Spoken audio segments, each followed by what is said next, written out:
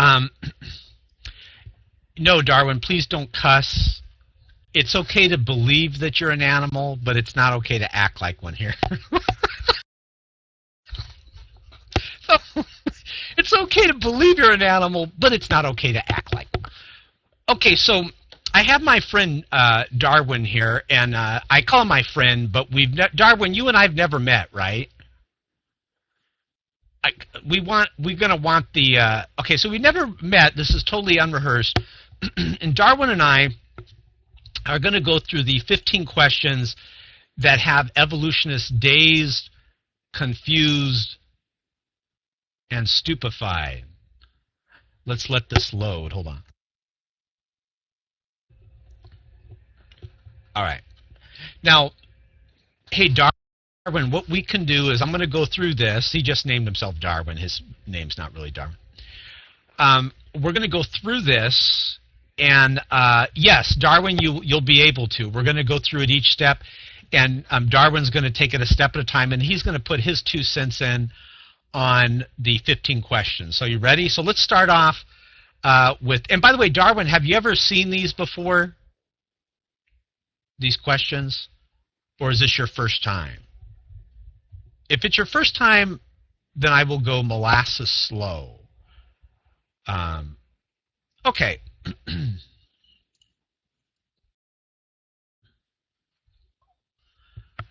Okay, the first question is about how did life originate? So let's chit-chat about that.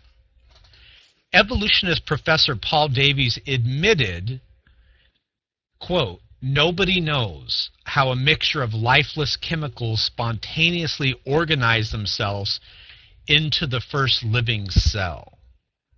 Andrew Knoll, professor of biology, Harvard, said, quote, "We don't really know how life originated on this planet. A minimal cell needs several hundred proteins. Even if every atom in the universe were an experiment with all the correct amino acids present for every possible molecular vibration in the supposed evolutionary age of the universe," look what it says, guys, "not even one average size functional protein would form." So here's the question. So how did life with hundreds of proteins originate just by chemistry without intelligent design? So Darwin's going to put his 2 cents in. Darwin, basically the question's right there at the top. How did life originate? Now we got 15 of these, okay? So if you want me to skip one and say, okay, skip that one, I can, okay? So don't worry about that, and then we could always go back. So let me get off, and then, Darwin, did you want to talk about this, or do you want me to skip it? I mean, do you want a mic on it? Okay. So here he goes. Please remember the question. That's not Darwin. His name's really not Darwin. But it's question 1, how did life originate? Go ahead.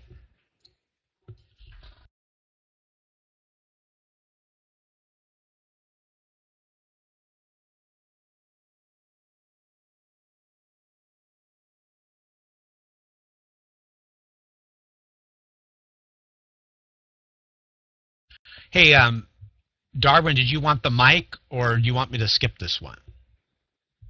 You could take the mic. Go ahead.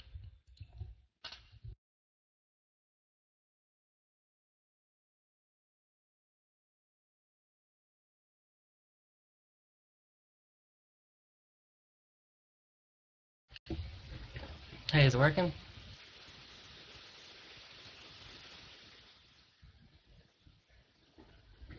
All right. Well, I hope it's working because I'm gonna start talking now.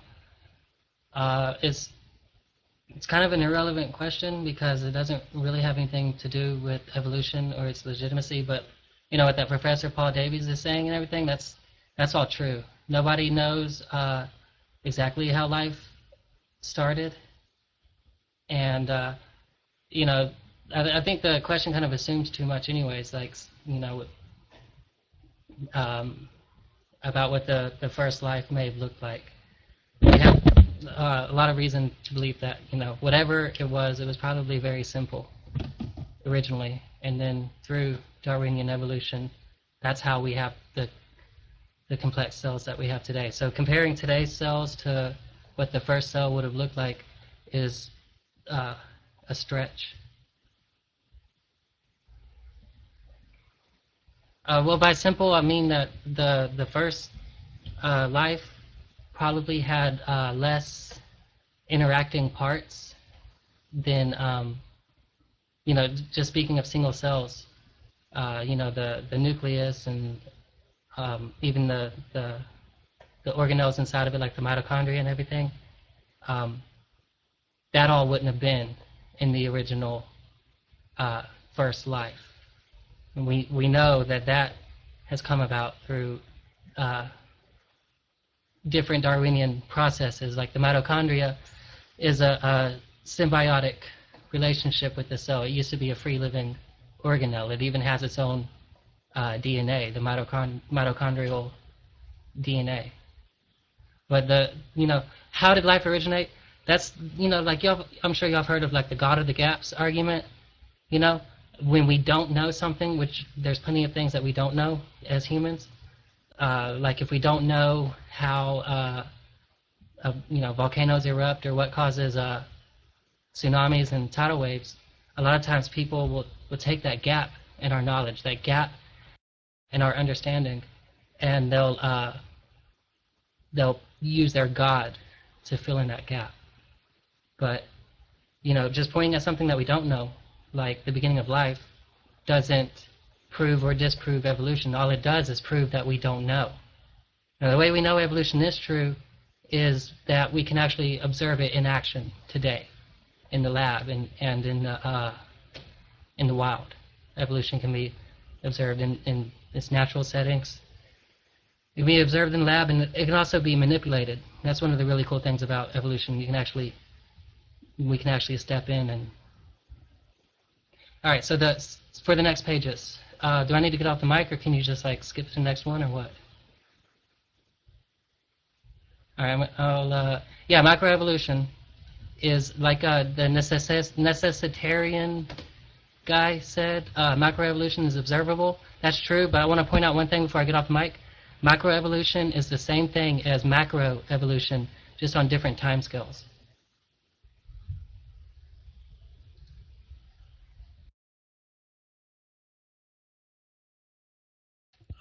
No, Darwin, it's not.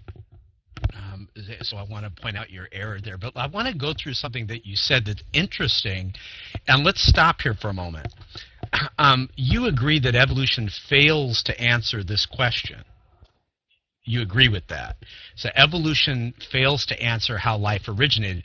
But you notice nowhere in the question does it bring up God. It doesn't even posit any type of thing. All it's asking is, how did life originate? Now, it's interesting that you immediately say, you start talking about God. So let me ask you something about that, okay? Are you claiming that you have an argument of why it's impossible? And by the way, Multi, we're recording, man, just to let you know. So Darwin and I are going back and forth. So what I wanted to ask you, Darwin, are you saying that you have some type of data or evidence that shows that God is not the originator of life? Here, let me ask you just a straightforward question. Are you claiming that God was not the cause of life? Is that what you're claiming? And if so, where's your evidence of that?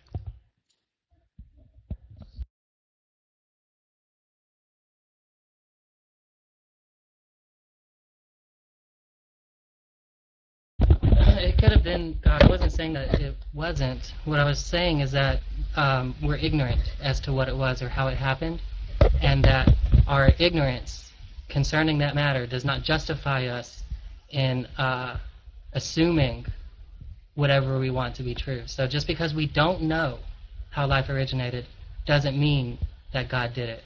Or because we don't know how life originated doesn't mean that Darwin was right when he wrote his book. That's not the way you prove something. You don't prove something by pointing to what you don't know.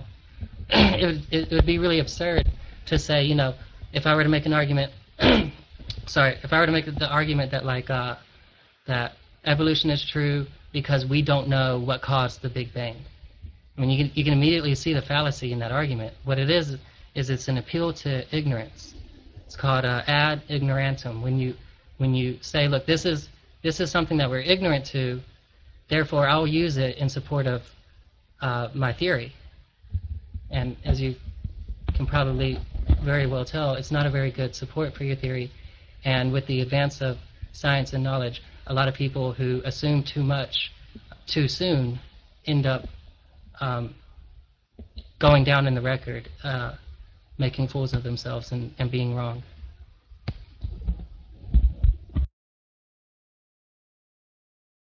Oh, I agree, and I think Richard Dawkins is one of those people. Now, let me ask you this. Do you agree with Richard Dawkins when he says that God can exist? Do you agree with him?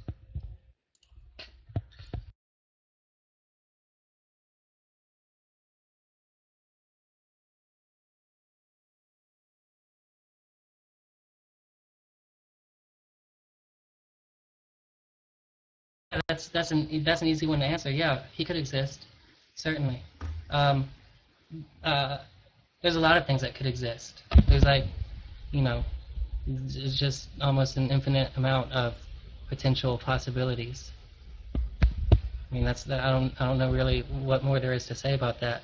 I guess an interesting thing to point out, kind of relevant, is Bertrand Russell's famous teapot.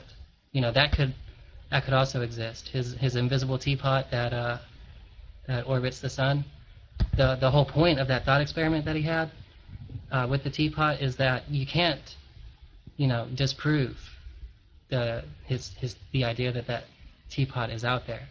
But just because you can't disprove it doesn't mean that you have legitimate grounds for believing in it, for believing that it is out there.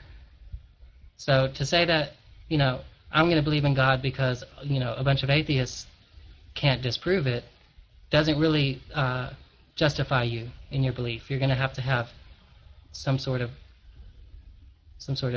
evidence. Now, I don't believe in that teapot, no, but I believe very much in the logic and the reasoning behind Bertrand Russell's thought experiment. You can look it up on Wikipedia, and it's mostly just about the burden of proof. Who has the burden of proof? Is it the person who's saying that I don't believe that there's a teapot there, or the person who's saying that there is a teapot there? And as his thought experiment reveals, the burden of proof is on the person making a positive assertion about the existence of the teapot. You'll hear it said probably several times that you can't prove a negative, because a negative wouldn't be there to prove its own non-existence. So like if God didn't exist, he wouldn't be there to demonstrate the fact that he doesn't exist. So atheism is by its very nature unprovable. We don't expect to prove atheism, and that's exactly the state of affairs that we would expect if God didn't exist. Now those who positively assert that God does exist, they have a lot of work ahead of them, and they need to provide some evidence.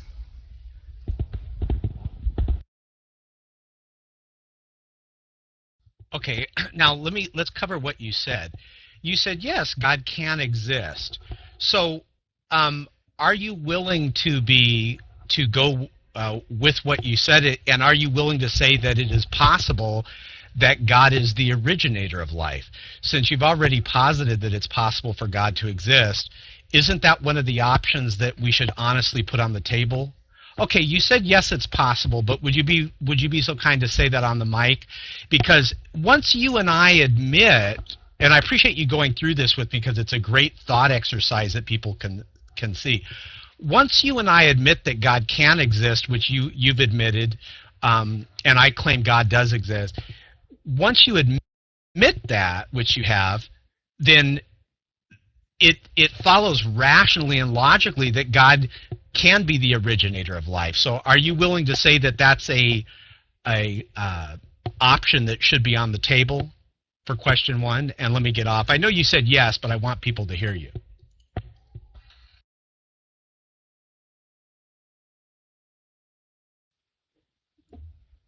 Yeah, it's possible that God does exist, and concerning our ignorant status right now as to the origins of life, it's possible that God did it. But that that possibility, you know, you're talking about putting that possibility on the table and taking it seriously and everything.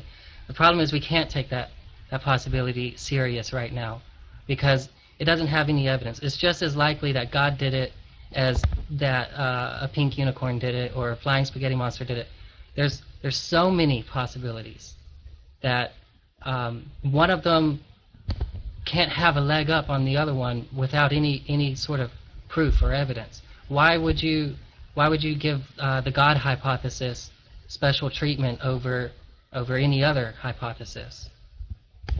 So, here's the point. Like, yeah, God's possible, but so are all these other things. So is Russell's teapot and the pink unicorn theory to the origin of life. All of these are possible. They don't seem very probable, but they are possible. And I mean that's really all there is to say about it. When you're making the appeal to ignorance again. When you say, you know, we don't know how life originated, so maybe we should just assume that God did it. Why should we assume that God did it over anything else? I mean, there's no reason for giving that special status or privilege to God other than our own personal appeal. The fact that this hypothesis seems to be very popular among mankind. That would be, I suspect, that would be why you would want to give that hypothesis special treatment in lack of evidence.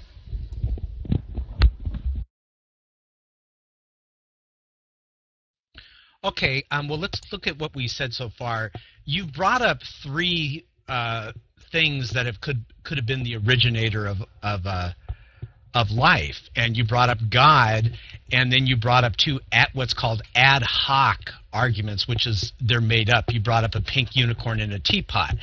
I guarantee you, if 1,000 people had to look at this with reason and common sense and logic, they're going to go with God, my friend. They're not going to go with the atheist pink unicorn or the atheist teapot.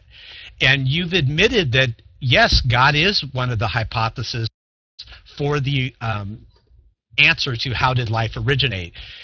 And you haven't brought up anything but a teapot and a pink unicorn, but you did admit that God is plausible. So far out of all the things that you've mentioned, I think you and I would both agree that God is more plausible than the atheist pink unicorn and the teapot. And I do agree with you on the proof and evidence. This is one of the reasons why most people over 18, they leave atheism, because it lacks proof and evidence. I myself left atheism because it lacks proof and evidence. The evidence is on the side of Christian theism. So let's go to question 2. Now, we have 14 questions, so let's do this. Let's try to keep it as short as possible on each one. I promise you we can go back to them if you want to elaborate, because otherwise we'll be here for like 3 hours. So we'll talk as fast as we can on each one, and if you want to go back and elaborate on it, then you can. So let's go through them first. How did the DNA code originate? The code is a sophisticated language system with letters and words where the meaning of the words is unrelated to the chemical properties of the letters, just as the information on this page is not a product of the chemical properties like the pixels on the screen. So here's the question: what other coding system has existed without intelligent design, and how did the DNA code originate? All right, I'll get off the mic.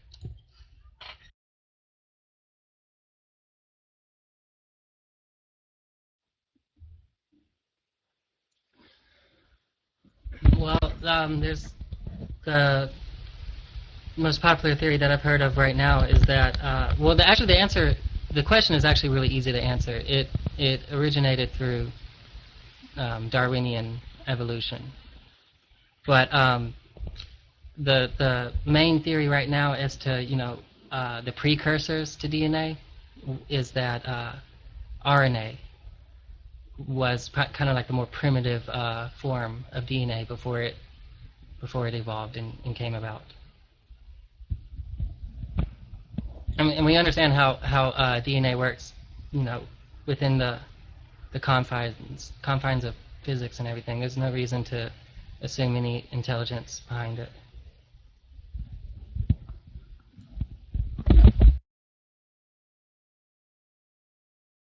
Well, actually, that's not true that it originated through Darwinian evolution. Please explain to us how that happened, because there's no evidence that DNA arose through Darwinian evolution. Please get on the mic and explain how DNA originated through Darwinian evolution.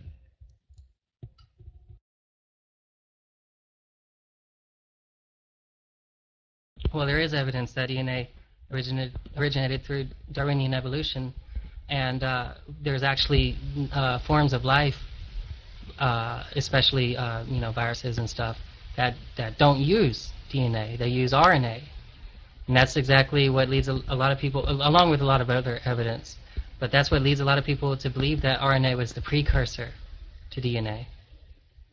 So you always find that when you look around in the biological world, anywhere you find this complex machinery, like eyes or DNA or whatever, you always find the more primitive and simpler precursors to them.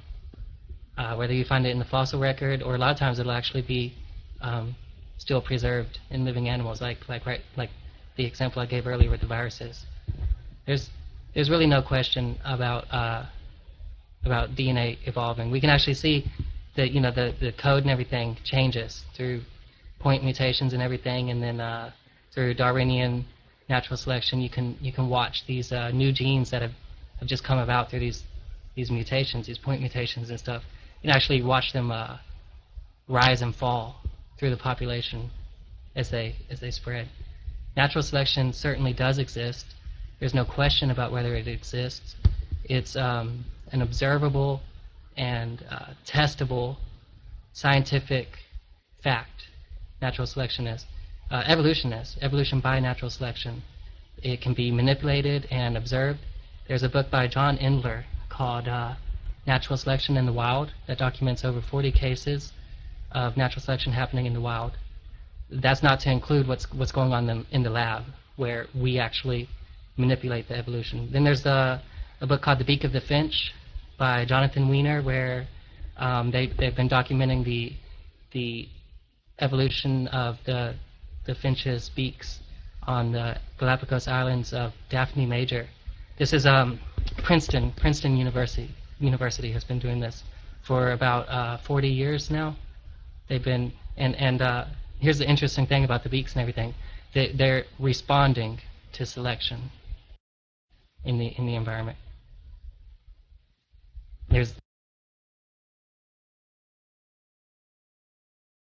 We're going to talk about natural selection, but you kind of evaded the question. The question wasn't about viruses, which you spoke of, and it wasn't about finch beaks, and it wasn't about natural selection. You said that evolution evolution, you said, is what created the DNA. The question again is, how did evolution create DNA? That was the question. Would you try to answer it without evading?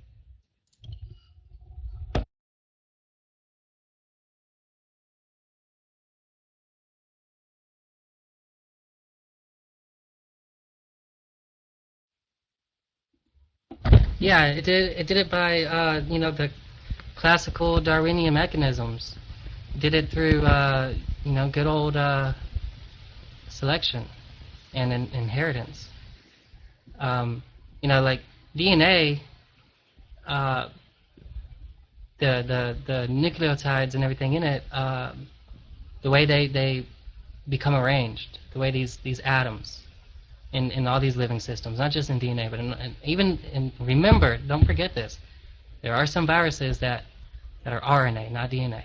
But in all these living systems, the way these atoms that make up life, that make up the material of life, and the material of everything, the way they become arranged into such a fashion as to be called DNA, or as to be able to function as an eye or a wing or whatever, the way these atoms become arranged in this way is always through selection, inheritance and selection, because that sort of complex arrangement doesn't just pop out of thin air. The probability of that happening is so small as to not really be, a legitimate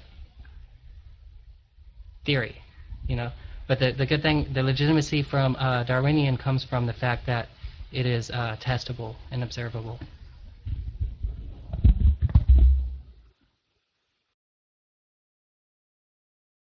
No, it's not testable and observable. This is what we're trying to get at.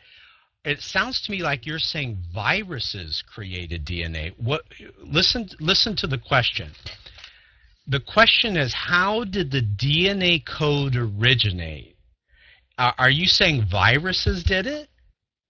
Because that hasn't been shown at all scientifically. So let me ask you just a third time. I don't mean to be difficult here, but you keep evading. The question specifically is, how did the DNA code originate? Please explain that.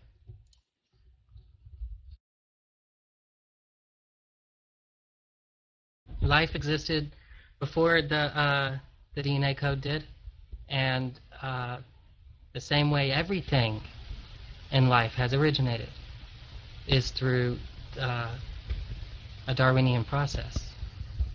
And what I'm saying is that viruses didn't make DNA. Viruses are evidence of what could have existed before DNA came about. Some viruses, the ones that are made of RNA, give us an idea of what things could have looked like, before DNA originated. So you're asking, how did it originate? Where did it come from?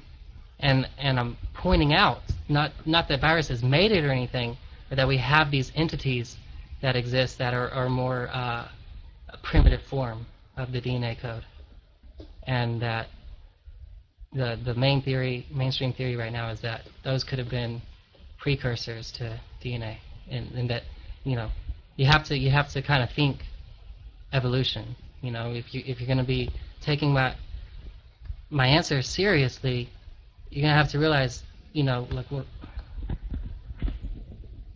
one thing leads to another, and DNA didn't just pop out of thin air, is what I'm trying to say. Or monkeys and birds and all that stuff doesn't just pop out of thin air. It has simpler origins, and gradually things become more complex. And we all know that the DNA code is very complex. There's no question about that. So it has to have simpler origins, and we can find those in nature.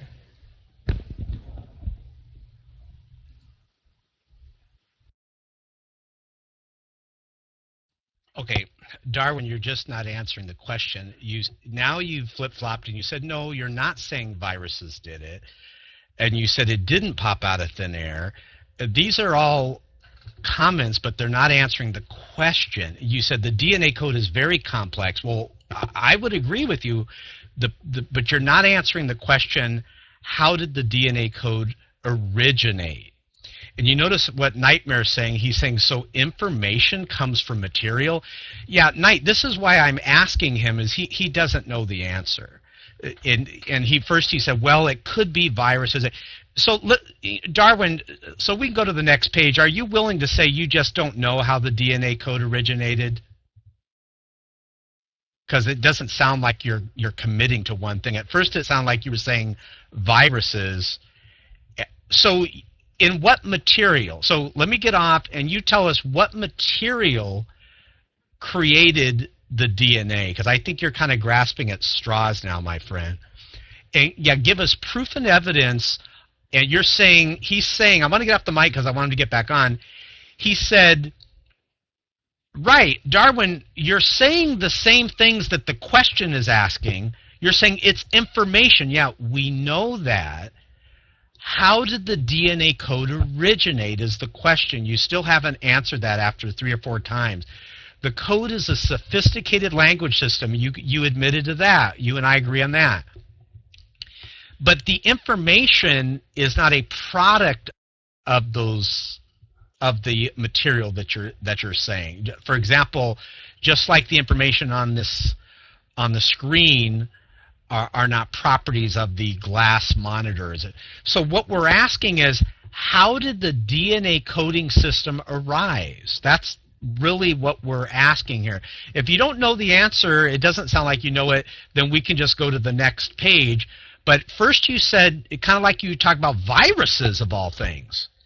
There is no scientific evidence showing that viruses created DNA. So do you want to take a 5th stab at it? What we want to know, listen to the question, how did the DNA code originate? Please answer the question. We know that it's a complex language, a coding system. We know this. What the question is, look at the question. How did the DNA code originate? Go ahead.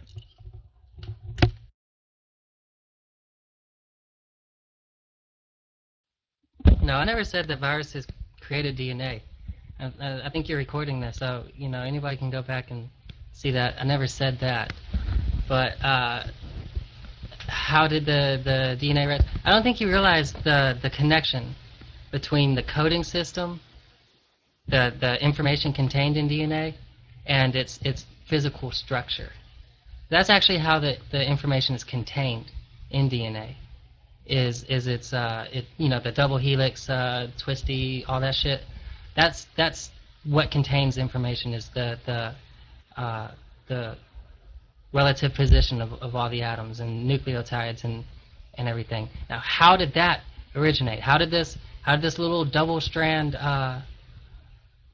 deoxyribonucleic acid, if you want to talk about being articulate, how did that originate? Where did it come from? Remember, back to RNA. Notice deoxyribonucleic acid, DNA, is the same thing as RNA with deoxy in front of it, ribonucleic acid. What I'm saying is that these RNA viruses, I'm not saying that they made DNA. I'm saying that they're the precursors to DNA in the same way that we can old primates that don't walk on 2 legs, but still know that they're the precursors to human beings. Okay, the RNA is a precursor to DNA, and that RNA also contains a code in it as well. And that coding system that you're talking about, that you're very impressed by, it's very impressive indeed. The information, the code, all of that is contained in the structure of DNA. And the way that structure came about is through evolution. Because you don't get complex structures. Like the complex, an eye is a very complex structure. You don't get those things from just popping them out of thin air. What happens is they come from simpler origins, and they gradually increase in their complexity over millions of years. And that's what happened with DNA. DNA we're coming onto the scene, 3.8 billion years after life originated. So there's been a lot of evolution. There's been a large increase in the complexity of everything we see around us. Okay? That's how DNA came about. It came from simpler origins, such as one good candidate is RNA. Maybe it wasn't RNA. Nobody can really be sure. But we do have candidates. We do have alternative explanations that are supported by evidence. And we've got viable theories, and there's no need to assume anything unnecessary.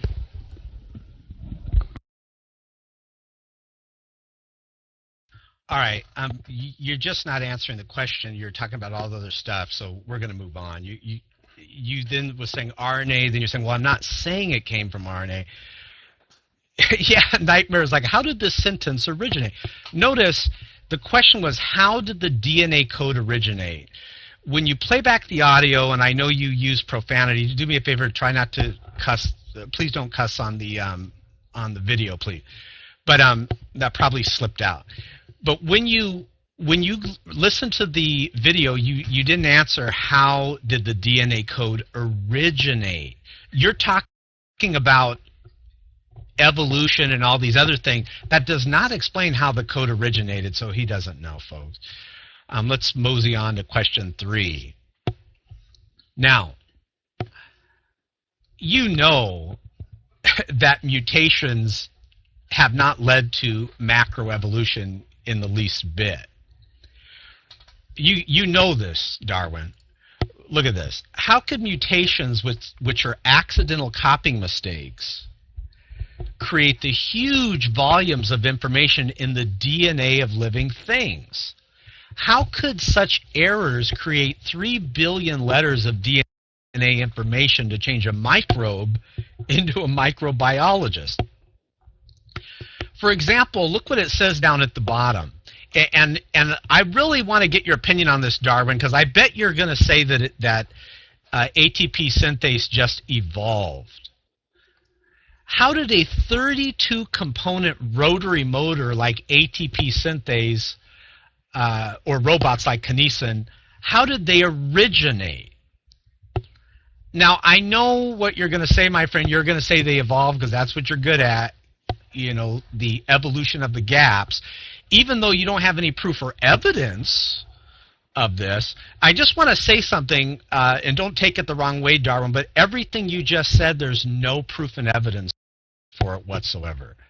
There's no proof and evidence that mutations cause these things. There's no proof and evidence that DNA evolved. The question was, how did DNA originate? Now, you weren't able to answer that one. Let's see how you do on this one. So here's the question, okay? And please look at the question on the. Try to stay focused on the question, my friend. Yes, notice it says, how could mutations, accidental copying mistakes, create the huge volumes of information in the DNA of living things? All right, Darwin, take it.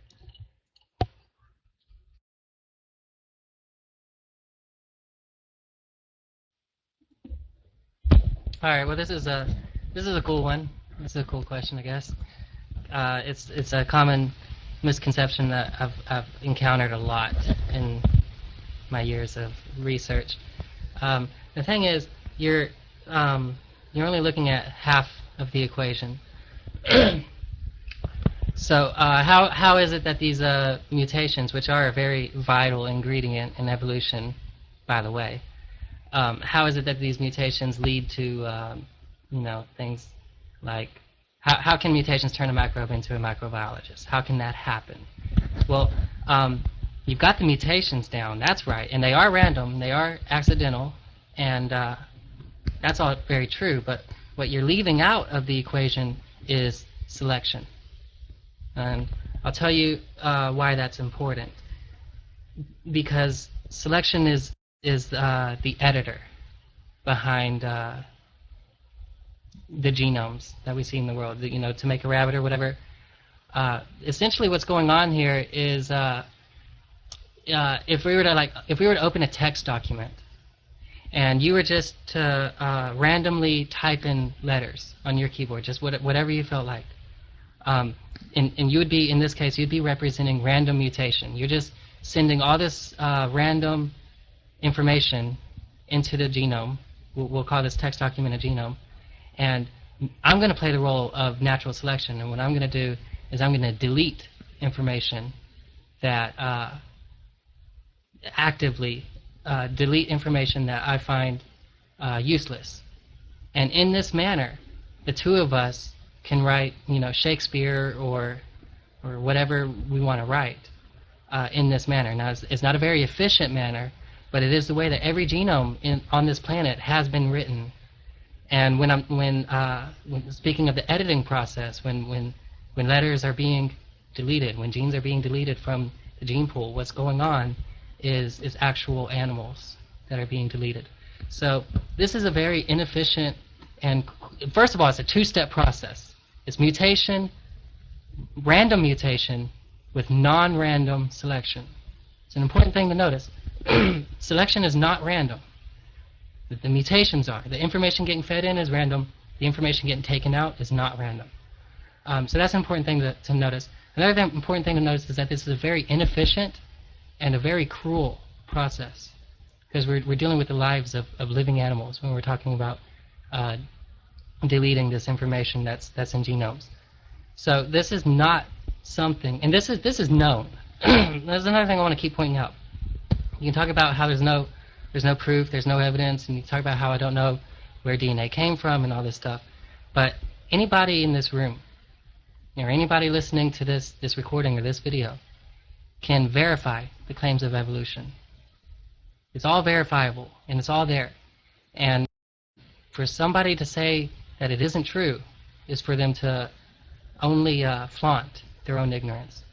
But as I was saying before, it's a very inefficient and cruel process, and it's not something you want your God to take credit for. And it is the way things are. Despite what you believe, the facts demand that this is true.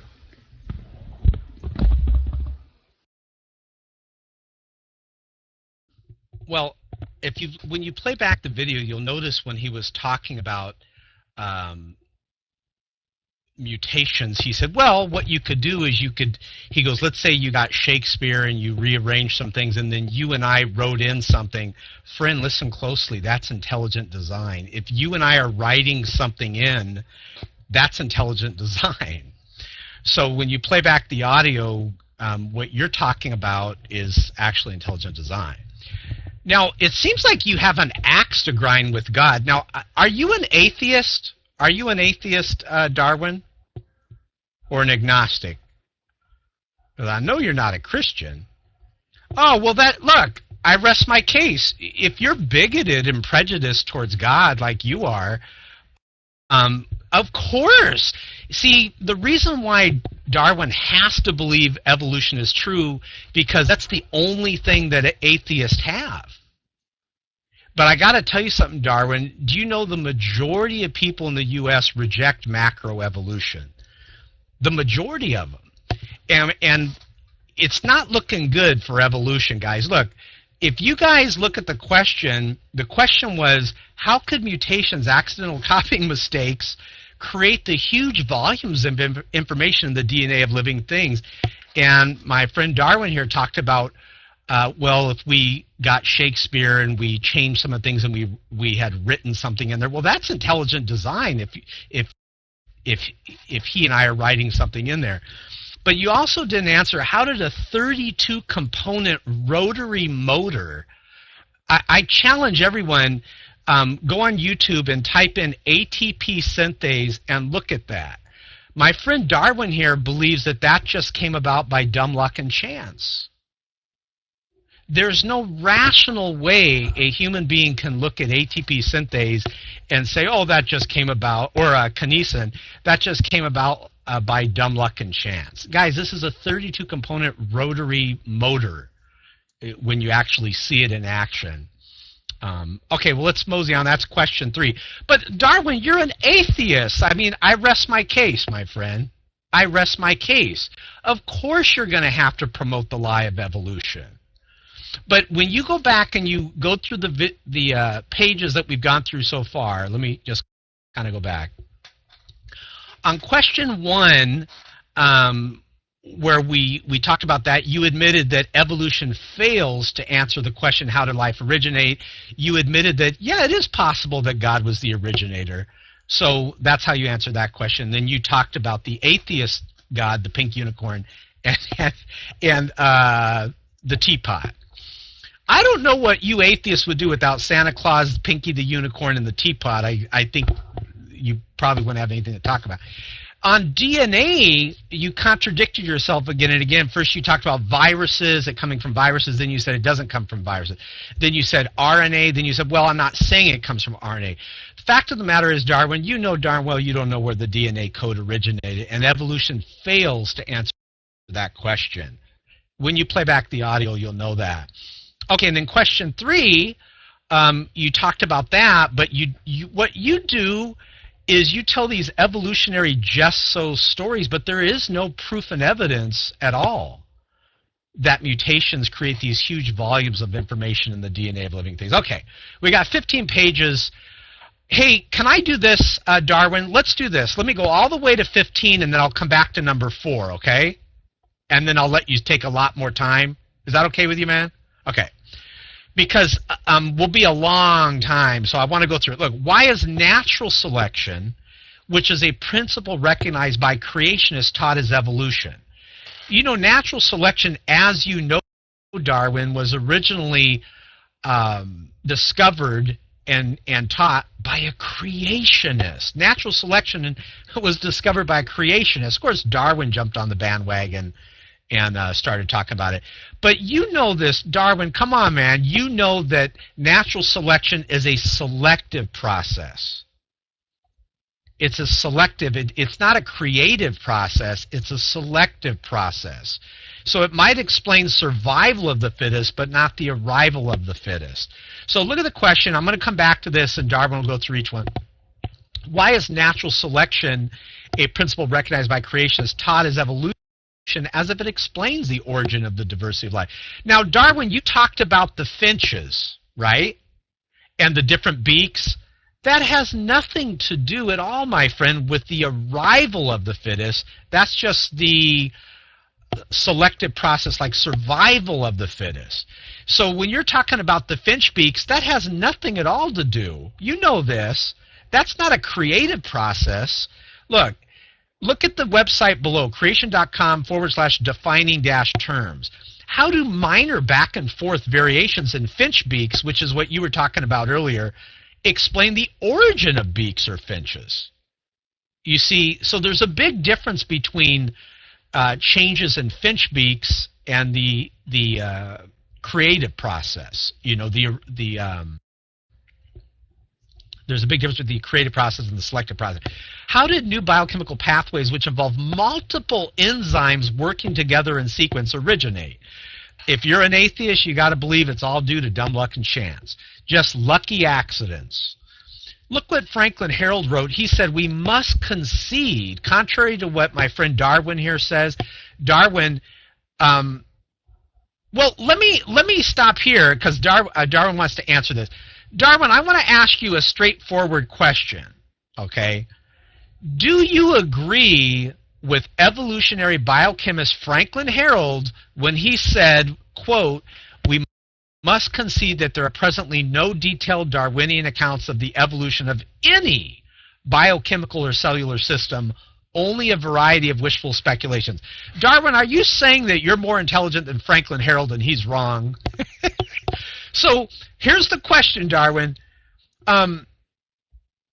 Okay, yeah, well, I'll go back to 4 also, but I want you to jump in here. Do you agree with evolutionary biochemist Franklin Harold when he said, quote, we must concede that there are presently no detailed Darwinian accounts of the evolution of any biochemical or cellular system? Do you agree with him? Or is he wrong?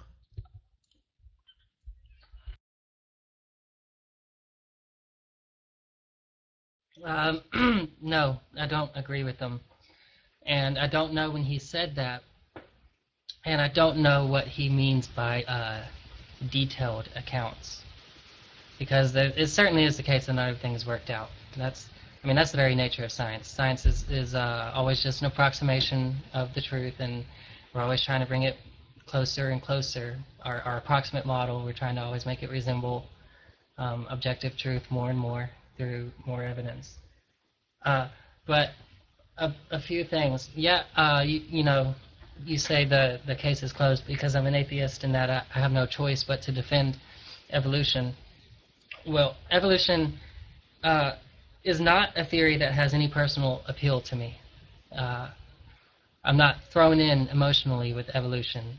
It just so happens that there's an overwhelming amount of evidence for evolution that will convince any reasonable person who takes a look at it, including you.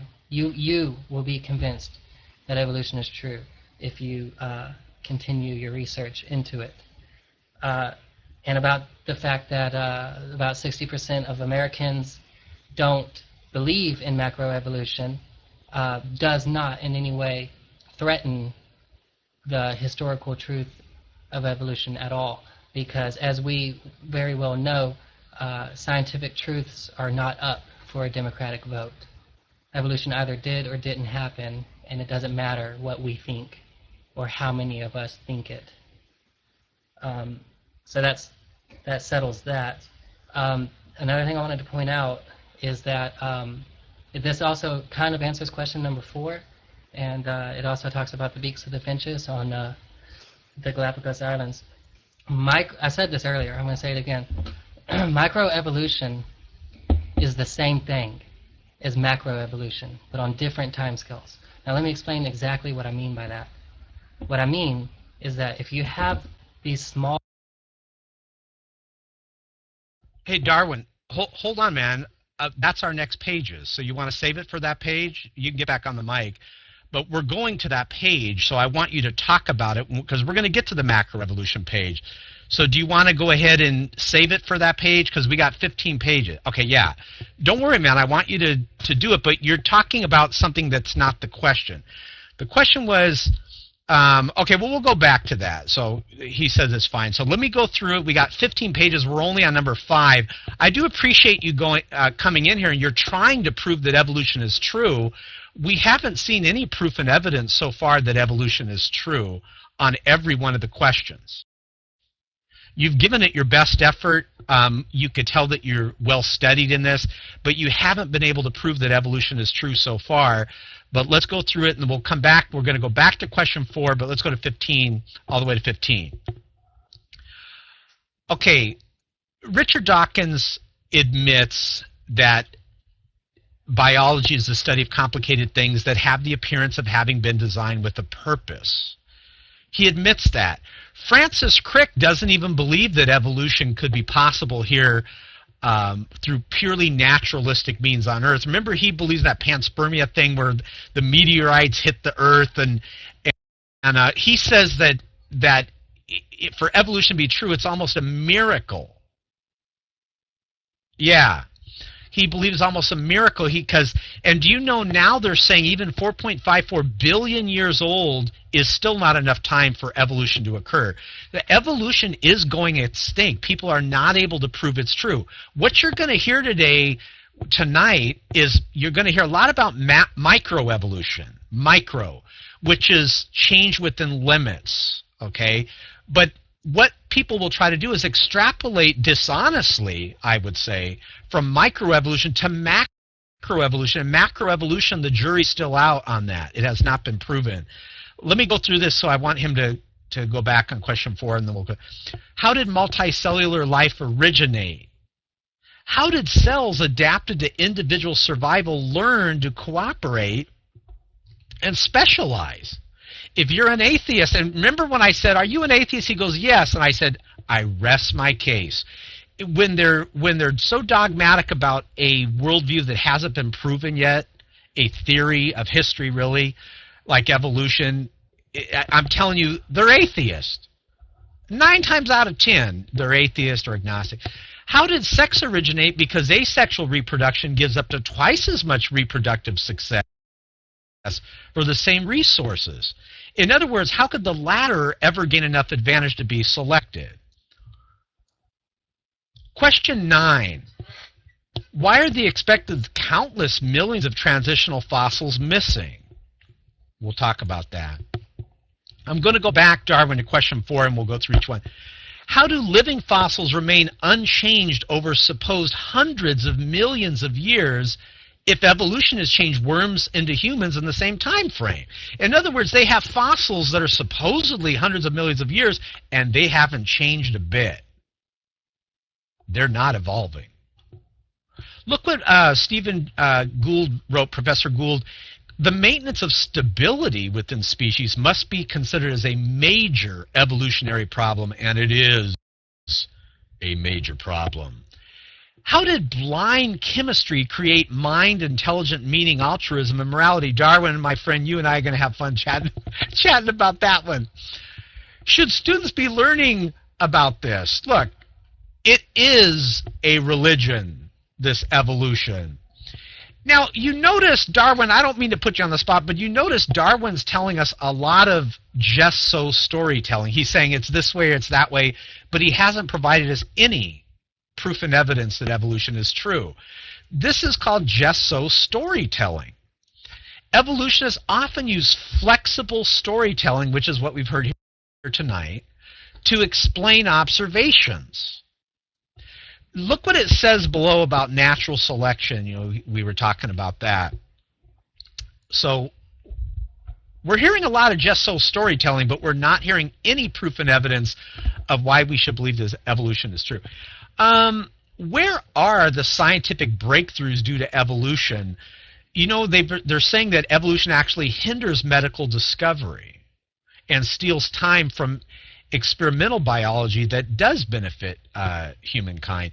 Dr. Mark Kirshner, he's a Harvard Medical School Department of Systems Biology. He's on the chair. He says, quote, in fact, over the last 100 years, almost all of biology has proceeded except evolutionary biology itself. Guys, it's time we get out of the horse and buggy days of Darwinian evolution. You know, we're in the year 2012, going 2013 and 2014.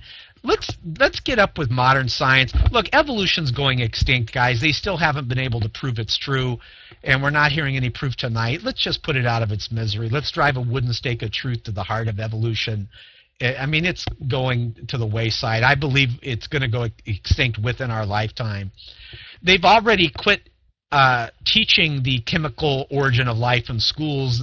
They used to teach that. And I remember when I was taught about evolution, they taught it. Now they realize that was a hoax. Science involves experimenting to figure out how things work. You cannot do experiments with evolution. Evolution fails the scientific method. It is a religion. Look what Richard Dawkins said. They asked him, has evolution been observed? And Richard Dawkins would be a good politician. He said, evolution has been observed, it's just that it hasn't been observed. Let's go through this. He said, evolution has been observed, it's just that it hasn't been observed while it's happening. This is why you don't want to let evolutionists out of the lab too often. Okay, last question, and then we'll go back, Darwin, and you're up. Why is this religion of evolution, it's a dogmatic belief system that fails to explain the evidence? Why is it taught in science classes? Look, Karl Popper said that it's not a testable scientific theory. He's a philosopher of science. He calls it a metaphysical religious research program. Michael Roos, he's an evolutionist science philosopher. He agrees. He said, look, he quote, evolution is a religion. This was true of evolution in the beginning, and it is true of evolution still today. If you can't teach religion in science classes, ladies and gentlemen, why is evolution taught? Okay, so let's mosey on back and go through this. Darwin, did you want this one? Question 4. Okay, Darwin's going to talk about now. Darwin, I know there's a lot of stuff you want to talk about, and feel free to talk, right? But while you're talking, if you'd be so kind, we kind of want the questions answered. The question is, the top one there, the bold one, why is natural selection taught as evolution? And remember, natural selection is not a creative process. You know that as well as I do. It doesn't explain the arrival of the fittest, just the survival of the fittest. And you know on your Finch beaks thing, that has nothing to do with the arrival of the fittest. That's just a natural selection. Everyone in here has no problem with natural selection. But that has nothing to do with macroevolution. So go ahead, take it. Question 4, he's going to answer, why is natural selection taught as evolution, as if it explains the origin of the diversity of life?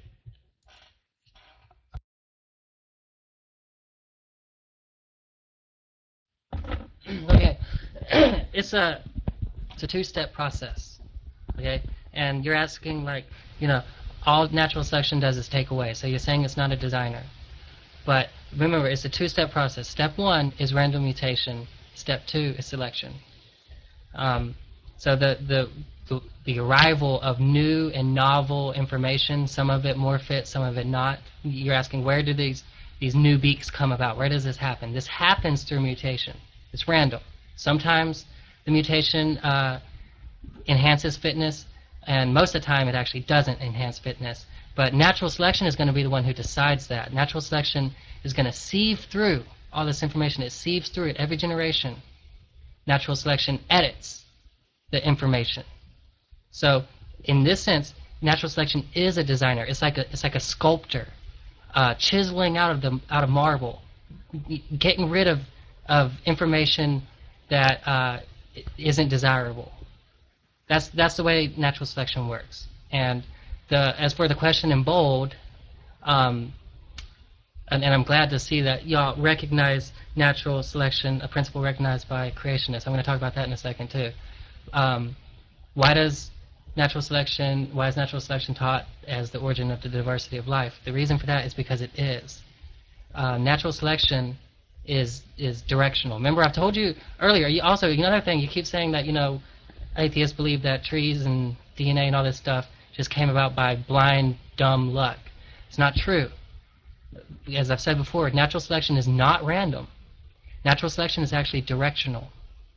And that's why it's the explanation for the diversity of life, because it produces the divergence in character that you find between a camel and a llama. Those differences were directed by natural selection. So it is the answer to that, and that's why it is taught as that. And remember, we can manipulate selection in the lab, and we can provide the direction ourselves. Instead of having natural selection do it, we can do artificial selection, and we can direct lineages. We can direct their course of evolution, and in a sense kind of create the desired effects. That's what we've been doing with a lot of cats and dogs and horses and vegetables and stuff. Now it says that creationists do believe in natural selection, and y'all do apparently believe in microevolution. I mean, it always just depends on which creationist you're talking to. Microevolution and macroevolution are the same thing on different timescales. If you have a little bit of change in a little bit of time, then it automatically follows that you'll have a more dramatic amount of change given more time, because these differences accumulate indefinitely. So if the size of a beak or the size of a wing can change, just a little bit in a little bit of time, in a few generations, in a few decades, then if you do that same process for 1,000,000 years, then the amount of change that you're going to notice over that amount of time is going to be more dramatic. So this distinction between microevolution and macroevolution is nothing but dealing with different time scales. It's all the same process. Evolution is always gradual and slow. The accumulation of small changes is how it works. Very small, almost imperceptible changes.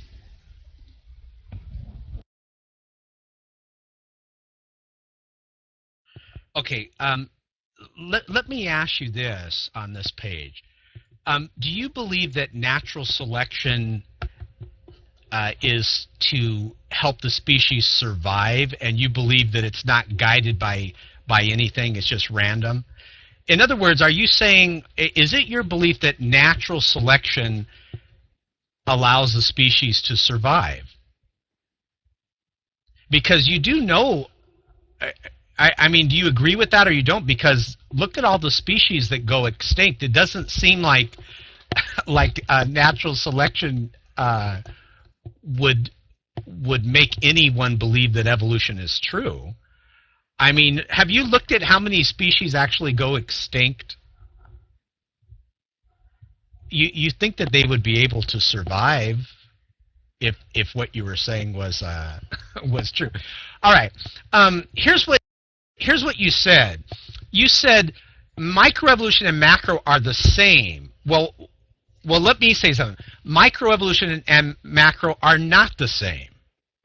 But you just gave us kind of like your opinion, but I'm going to show you how it's not the same, and let's go there. If it was the same, they wouldn't name it two different things. It's definitely not the same. That's why they have micro and macro. So you disagreed with one of the evolutionists. Do you agree with Stephen Jay Gould where he said, quote, the extreme rarity of transitional forms in the fossil record persist as the trade secret of paleontology? In other words, if macroevolution was true, we should have millions upon millions of transitional fossils. So here's my question on this. Do you agree, Darwin, that macroevolution is true? And I'm assuming you do. And if you do agree with that, here's my question. How many fossils have we discovered, how many fossils do we have that prove that macroevolution is true? Just give me an approximate number. Because listen, we found over 1 billion fossils so far. None of these are showing macroevolution. They're not showing it. Stephen Jay Gould says, look, the extreme rarity of transitional forms persist. So we don't have the fossils. So what I want to know is give me a number, give me an approximate number of how many fossils that we have that actually show macroevolution. Just an approximate number.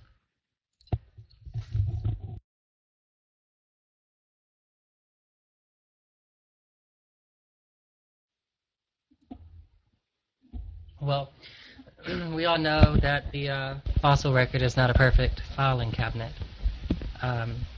Darwin actually wrote 2 chapters on it in his book, The Origin of Species, called On the Imperfections of the Fossil Record. And come to find out, the conditions for fossilization, this is all going to be very relevant here in a second, I'll get to it. The conditions for fossilization are extremely rare.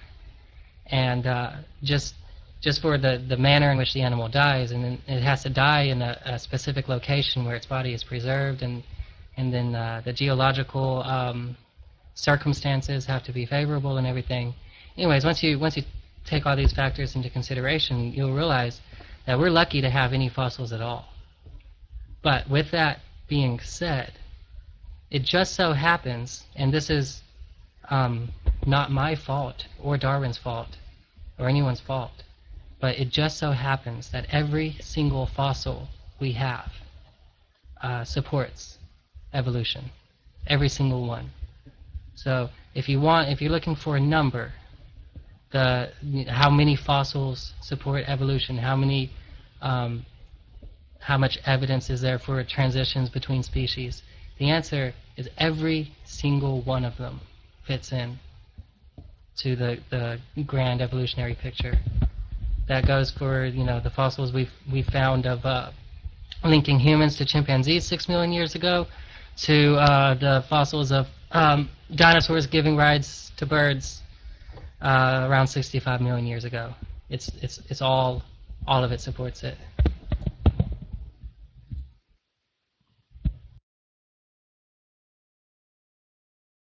Now, did you hear how he evaded the question? Did you guys hear that? He didn't give a number of how many fossils we have that show transition. Did you hear that? He just said, oh, we all know the fossil record is not a perfect file cabinet, da-da-da. Look, here's the question I want to ask you again. We've already discovered over 1 billion fossils. We got lots of fossils. We're swimming in fossils. The question is, out of those fossils, how many of the fossils that we already discovered, how many of them show transition? And you know the answer is 0. But I want you to address this, Darwin. I mean, we get a lot of atheist evolutionists in here, and I have to unbrainwash them and show them that it's a lie. This macroevolution is a lie. Listen, my friend, the reason why there's no transitional fossils, the reason why they're not finding any, Darwin, listen, man, they are not there. You've been lied to. You've drank the Kool-Aid. So, Darwin, listen closely. Without evading, the question is, we found over 1 billion fossils. Out of those fossils, how many of them approximately show transition? Go ahead, Darwin. Please don't evade. You're doing good. I'm trying to get you on the right track here.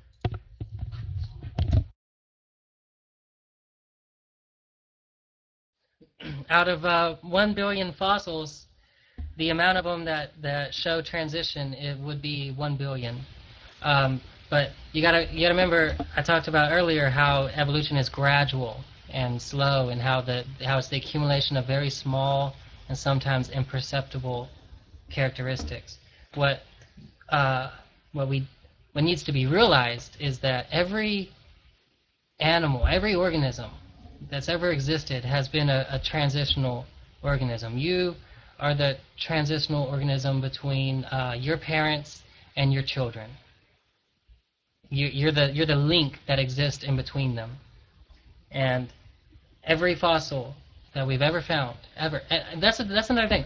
It's impressive how you said earlier that there are no fossils that support macroevolution or the transition of species.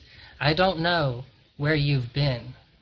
I don't know how you can remain so blind to the ignorance. It has to be forced. It has to be willful. Because I've been to the Natural Museum of History in Washington, D.C., and I've seen with my own eyes the transitional fossils linking mankind to an ancestor of chimpanzees 6 million years ago. I've seen the transitional fossils from dinosaurs to birds. I've got books. I've also got a webcam here, as you can see. I can open up any books, or we can use the internet and pull them up. I can show you any fossils of whales. Whales used to have legs. Come to find out, there's the transitional fossils of the whales losing their legs as they start to evolve for a life in the water. All of this is tracked by the fossil record, and this is bearing in mind that we're lucky to have any fossils. So we should expect gaps in the fossil record. That's just based on the conditions of fossilization.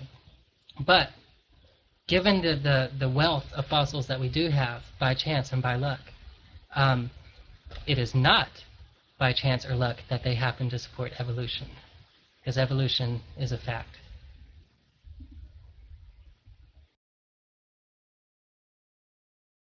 Yeah, I think you're doing a great job at proving that evolution is not true, because I want you to look at the page here. Now, you've already disagreed with one person that was an evolutionist scientist. Let's see if you disagree with Stephen Jay Gould.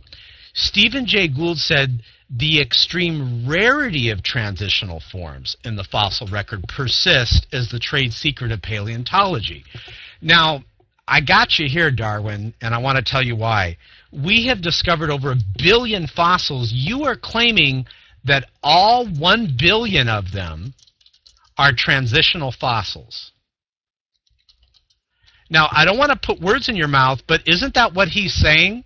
Yeah, look, guys, he said all 1 billion are transitional fossils. Oh, my gosh. That is just so wrong.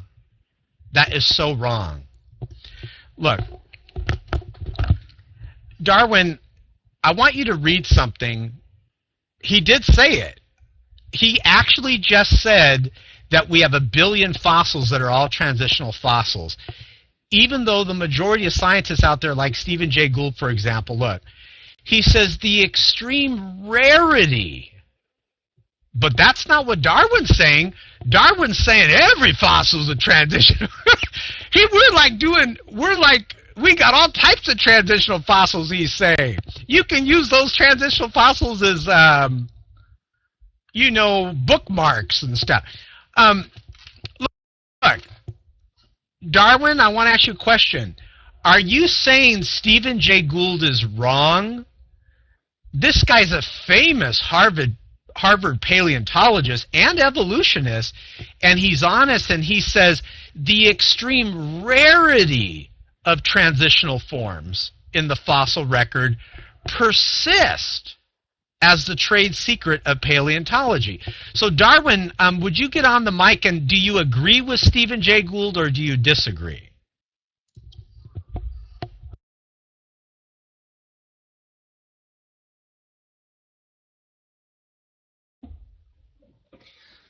I disagree with Stephen Jay Gould, and I disagree with him on many things, actually, like his non-overlapping magisteria, where he says that religion and science are two separate domains that don't overlap or interact in any way. Disagree with him on that. I also disagree with him on his view of the unit of selection, where he argues that, rightfully he argues that the group isn't the unit of selection, but then he argues, by the way, just to go ahead and put this out there, Stephen Jay Gould supports Darwinian evolution, and he knows, or he knew it was true. He's actually dead now, unfortunately, because he was a pretty good writer, though I do disagree with him on this and many other things. But of course it was in his interest to talk about the lack of fossils in the record, because it all supported his punctuated equilibrium theory, which I find to be mostly useless. His stance against the gene being the unit of selection as opposed to the individual, I find to be demonstrably wrong. So it's true that, you know, Stephen Jay Gould was a great Harvard paleontologist and all that, but you know, everybody is prone to error, and I think that he made a few. So about the 1 billion transitional fossils, you know, all life is connected by a chain of heredity. So every one of your ancestors successfully reproduced at least once. That's what I'm saying. And this chain of heredity, of relationship, extends all the way back into the past, and it connects all the chimpanzees, all the humans. It connects all the mammals with each other, and then all the reptiles with each other, and then all the reptiles with all the mammals and everything. The truth is, and according to Darwinian theory, the truth is that every living animal that reproduced was a transition from one organism to another. And like I said earlier, Darwinian evolution is gradual and slow. Stephen Jay Gould's, by the way, to criticize Gould a little bit more, his punctuated equilibrium, he was trying to overthrow Darwinian gradualism, and he didn't succeed. But these slow and imperceptible changes, you know, accumulate and build up over time. But every organism exists as a transition between its parents and its offspring, even though they may not look all that different. You probably look a lot like your parents. You probably have, you know, 2 arms and 2 eyes and all that stuff, but maybe a few imperceptible, very slight differences due to mutations. And so in that sense, you will exist as a transitional phase between the characteristics of your parents and the characteristics that you pass off to your offspring.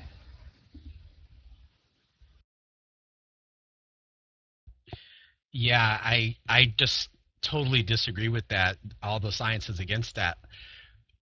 Do you agree with me, and you just kind of said that a transitional fossil is any fossil which gives us information about a transition from one species to another? Do you agree with that?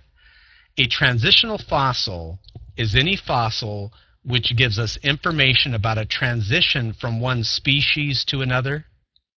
That's what a transitional fossil is. Do you agree with that, Darwin? I don't think you're going to agree with that. See, what you're talking about is microevolution. You're not talking about macroevolution.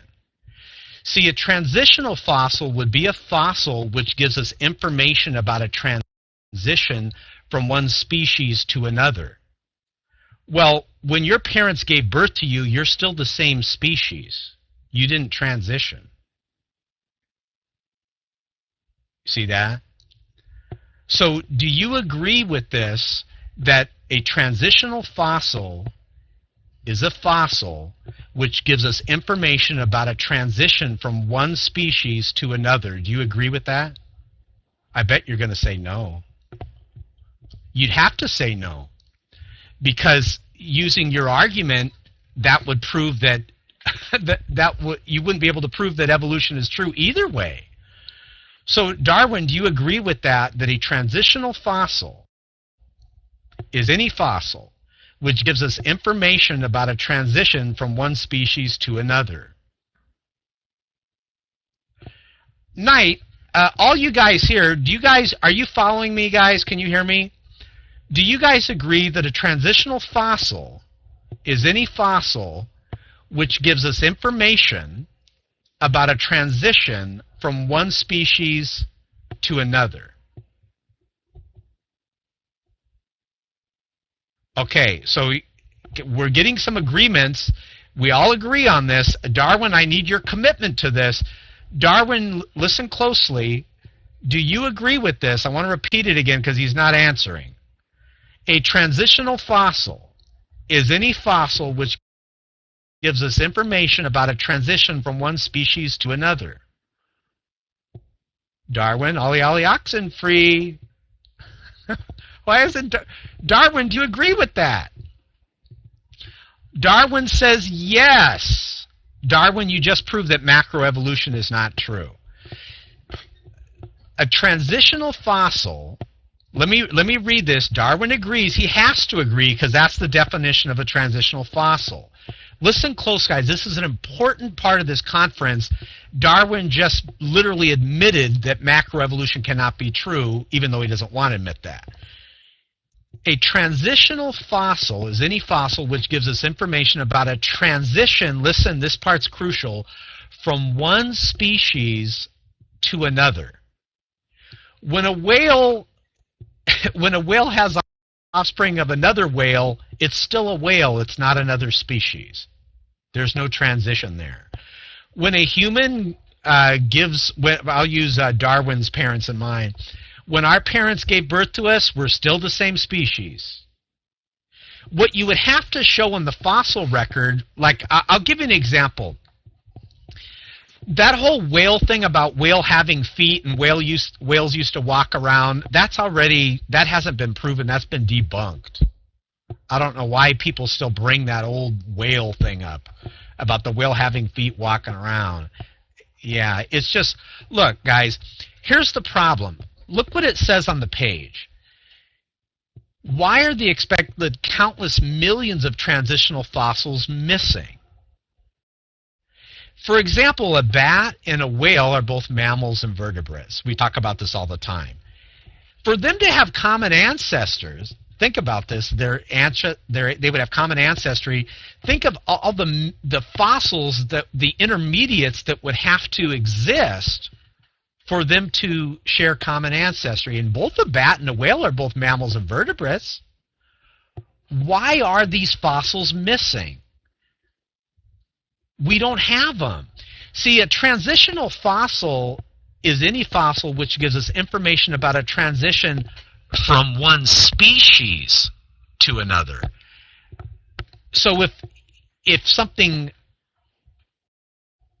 evolved into a different species or it transitioned into a different species, we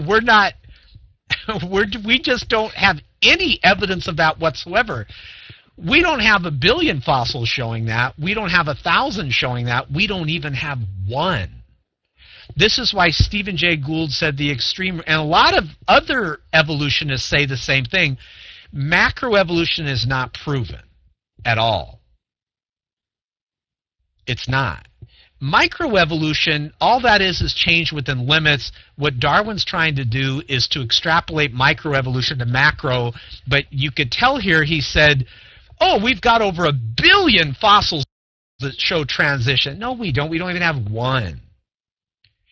And then he was saying, well, when when your parents gave birth to you or whatever, you transition. No, you're still the same species. You're not transitioning. For example, I want to ask Darwin, I want you to get back on this. Darwin, do you believe that a Pakicetus over time using your words, transitioned into a whale? Do you believe that? Pachycetus it looks like a dog-like hippo-like. I mean, look, if you're going to buy the myth that whales were walking around on feet, you're probably going to buy the evolution myth that the Pachycetus transitioned into a whale. But do you believe that the Pachycetus transitioned into a whale? Okay, he's not answering. Well, let's go to the other questions here.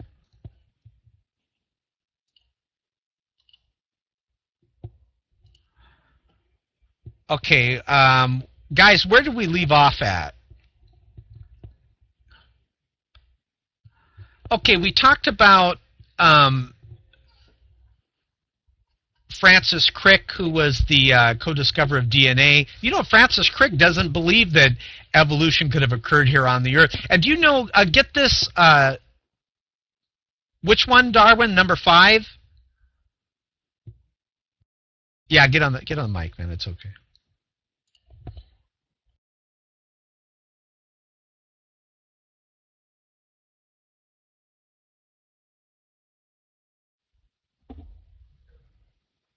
Yeah, I mean, you asked me a lot of questions. I thought you would want me to answer them on mic.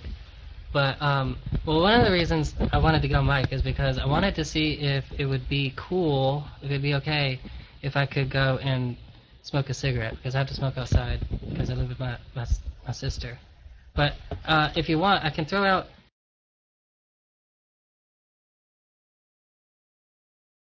Darwin, I'm sorry. Yeah, no, you can't go smoke, man. We want you to keep coming into this chat room. Hey, Darwin, now you can go smoke, but we don't want you to. Darwin, can I ask you a question? This is totally off the cuff, okay? This is unrehearsed. You know, I was listening to Aaron Raw, and he was on the Thinking Atheist blog talk show, and he said that we have dozens of pieces of proof of macroevolution. In other words, Aaron Raw was saying that we only have dozens of transitional fossils. Do you believe Aaron Raw is wrong, or do you believe he's right?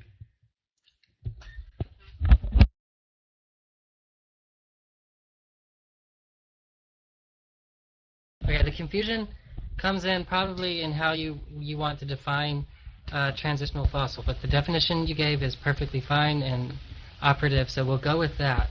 That's why I agreed with the definition you gave. But here's what you're seeming to overlook concerning transitional fossils and evolution. The one thing that's got to be pointed out and stressed constantly, because man's imagination has a hard time seeming to capture these facts about our universe. But evolution is very, very, very slow, and I wrote down some little notes in response to what you were saying earlier. I understand that that's the whole point, is that you know, you said whales give birth to whales and people give birth to people, and that's true. The evolution is gradual and slow, and it's not at one abrupt moment that a new species comes about. It's not like a monkey is going to give birth to a human one day. What happens is the monkey lineage slowly and progressively changes in its characteristics more and more to become more human-like, or more gorilla-like, or more bonobo-like, whatever characteristics happen to accumulate in this population. And you can't just go back in history and say, okay, you know, 5,000 years ago is when the chimpanzees officially turned into human beings, because they were never a new species while it was happening. All along the way, they're able to reproduce with each other all along the way. But if you take something from the chimpanzee lineage of, you know, 12 million years ago, and you try to introduce it to something of the chimpanzee lineage just 12,000 years ago, they would be incompatible. They wouldn't be able to mate. And the reason for that is because they are two different species. But really the only thing that's separating these two different species is a whole lot of time. And so that's kind of the point, the issue with the transitional fossils, is that you don't have this magic moment when a new species comes about. Evolution doesn't work like that. It's very gradual, very slow. It takes a very long time.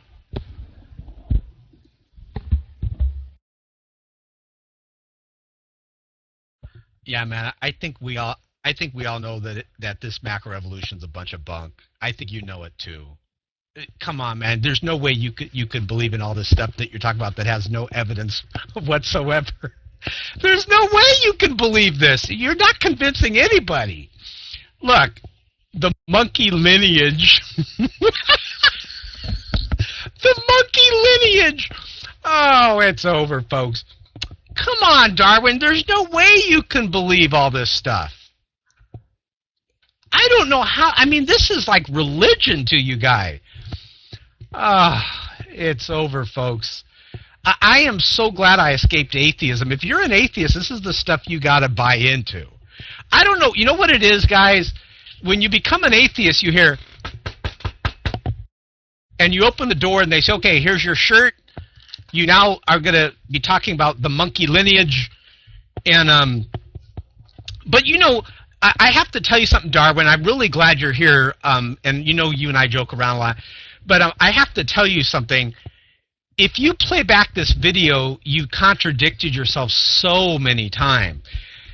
Look, first of all, you said there's over 1 billion fossils that show transition, okay? Then you just contradicted yourself and you said, yeah, that's true. A whale gives birth to a whale and a human gives birth to a human. But see, well, then well, you just admitted that macroevolution cannot be true then, because you and I agree that a transitional fossil is any fossil which gives us information about a transition from one species to another. My friend, just be honest, Darwin. Just say, okay, Shock, you're right. There are no fossils that show macroevolution. We don't even have any. I mean, that's really the truth. But you're actually biting the bullet, even though I know you know that you know that this isn't true. But you're saying, well, I'm just going to tell Shock there's 1 billion fossils that show species to species? You know that's not true. Those fossils don't show species to species. So, anyways, you got to go smoke the cigarette. It's just mad. Oh, Darwin, can I ask you one more question before you go smoke the cigarette? I might as well ask this question. No atheist has been able to answer this question, okay? You know, a lot of us in the room here used to be agnostics or atheists. We're Christians now. Some of us in the room here. And so we left atheism because of the lack of proof and evidence that atheism was true. And you know, I looked and I kept asking atheists, if someone asked us, how do we prove that atheism is true? So how would you answer this question, Darwin? What proof and evidence do you have that proves atheism is true? What would you say to someone? Because if you just say, well, it's the lack of this or what, then no one's going to be in. Did you want a mic on it? He typed in none. He doesn't have any evidence. So atheism is really based on faith, almost like evolution. Yeah, it's really a faith-based worldview. You know, it's like Dr. Craig said. He said the atheist is believing in a view of which there is no evidence. You see why most people that I know that used to be atheists, they become Christians now, most of them? Because we have proof and evidence. Go ahead, Darwin.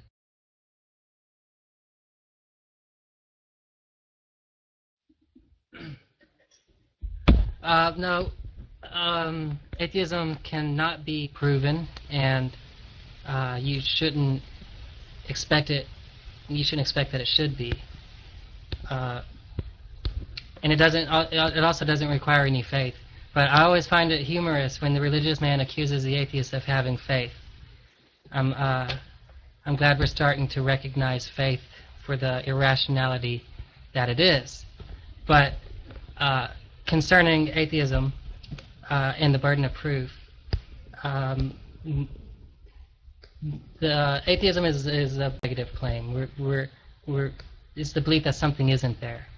And the thing about negatives, as you can look up and see, is that they're by their nature they're unprovable, because a negative wouldn't be there to prove its own non-existence. So if God didn't exist, he wouldn't be able to demonstrate the fact that he doesn't exist, because he wouldn't be there to do that. So the burden of proof is always on the religious man who's making the positive assertion that something does exist. And another interesting thing is that there's actually more things that you don't believe in than things that you do believe in. That's kind of an ironic thing. And what you've got to do is you've got to understand the logic of non-belief. And once you understand that, once you understand the logic behind why you don't believe in all these other things like flying spaghetti monsters and pink unicorns, and in your case, which is a big error, by the way, evolution, once you understand why you don't just assume belief in anything because it could potentially be true, you will understand why atheism is the only option left open to you through logic. Atheism is the most logical stance in relation to the God hypothesis. Now, that's not to say that God doesn't exist, but it is to say that we are not justified in submitting belief in him at this moment. So we are to exercise non-belief until evidence warrants movement from that stance. I'm going to go...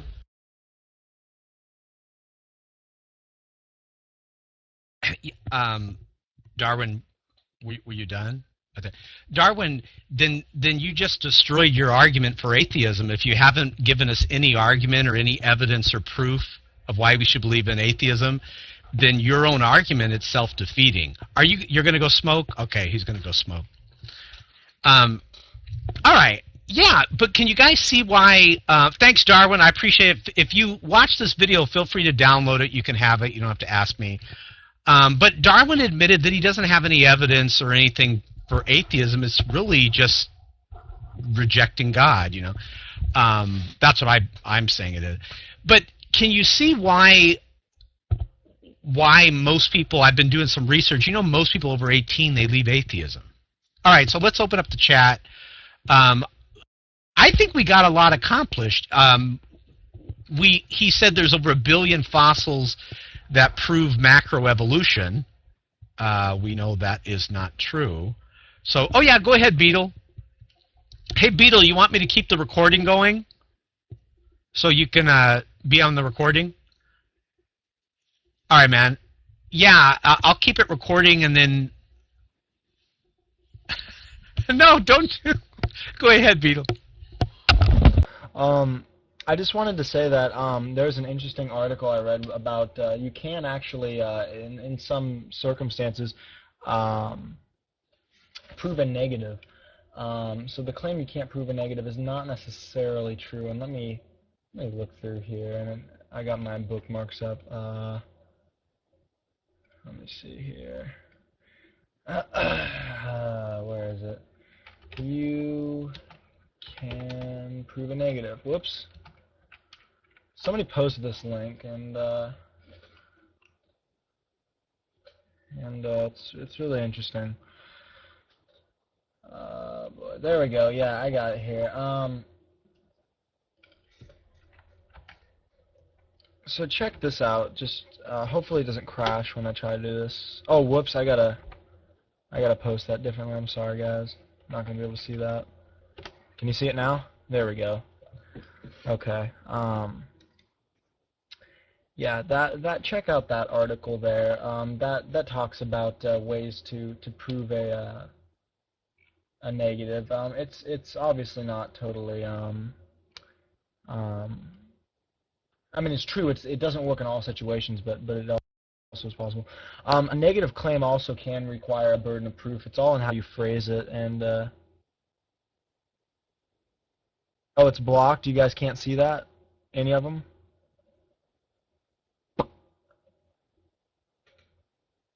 Oh, you got, okay.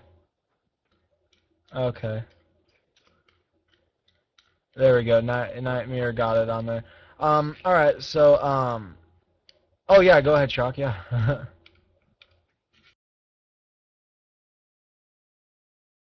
Yeah, I just wanted to mic before I go. The thing that I think was good about this video is we're always hearing, oh yeah, there's all types of transitional fossils, right? But you'll get so many conflicting responses. They'll say, well, there's 2 transitional fossils, because the answer is there really isn't any. Or they'll say, well, there's 100, or there's 15, or there's 20. And a lot of evolutionists, they'll just make it up as they go along, because it really is a religion. It's a religion, this evolution. But when you play back the audio of the video here, he agreed with the definition of a transitional fossil. He had to agree with it, because this is what the definition is. It's a fossil which gives us information, any fossil, which gives us information about a transition from one species to another, right? So he's saying everything is a transitional fossil, then that would mean that everything needs to go from one species to another. You see? So you can't have it both ways. And when you really think about it, if everything was always transitioning into something else, oh, hey, Schnoozy. Hey, Schnoozy. All right, hey, welcome, neighbor. Schnooze 10 Freeway. Awesome. So if everything, yeah, glad to see you here, man. So that's the part when you play back this video, you know, when you play it back, yeah, man, we should go riding sometime. When you play back the video, you'll see that that's a major problem. How could everything be a transitional fossil when we're not hopping from species to species? Then he says, and did you guys get when he said, well, it takes a long time? Well, then wait a minute. Then it's not happening with every fossil. It's not happening every time a whale gives birth to a whale or a human gives birth to a human. We're not seeing things transition. So there you have it, folks. I think that was a really good video, proving once again that evolution is full of it. But now you notice they talk a lot about microevolution, which is change within limits. Everyone agrees with that. But then they'll extrapolate from that macro. But you notice he wasn't able to prove that macroevolution was true because there's no evidence for it. Yeah, it was Darwin. Oh, Darwin, you're back. Okay, I had that funny question for you. Okay. Now, Darwin, this is totally unrehearsed, okay? This is funny. Darwin, would you claim that it's possible for God to exist, or would you claim it's impossible? Now, I know you just said possible in the video, but just humor me. Would you say it's possible? Okay, so Darwin says it's possible, okay? Now, here's the question I have for you, Darwin, and it's more like a, it's not a trick question. It's more like I want your opinion. Darwin, let's say that a lady named Jill, let's say you and I were in a conference, right, Darwin?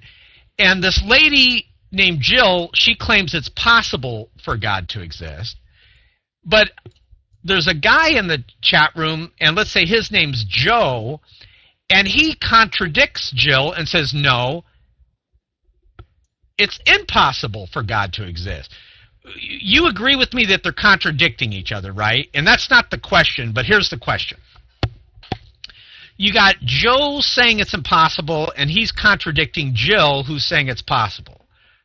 Okay, so Darwin says yes, contradictory and incompatible beliefs. Okay, Darwin, God bless you. You and I are on the same page. Now, Darwin, you're an atheist, right? You're not an agnostic? Or would you say you're... I won't try to talk out of it either way. Of course, I'd love for you to be a Christian, but just for this example, is it fair to say you're an atheist?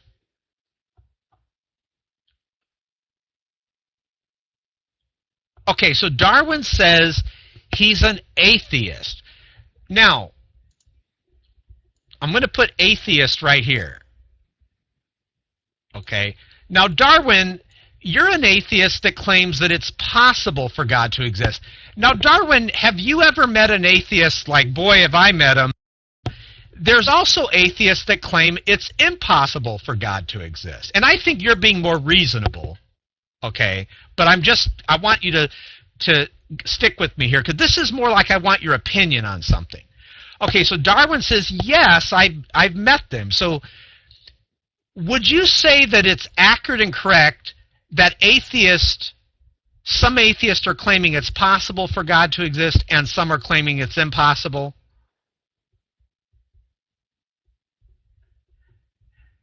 Right? This is why so many people leave atheism. Look at this. Christianity doesn't say possible, impossible. Anyone that opens up Scripture can clearly see that it claims God exists. Okay?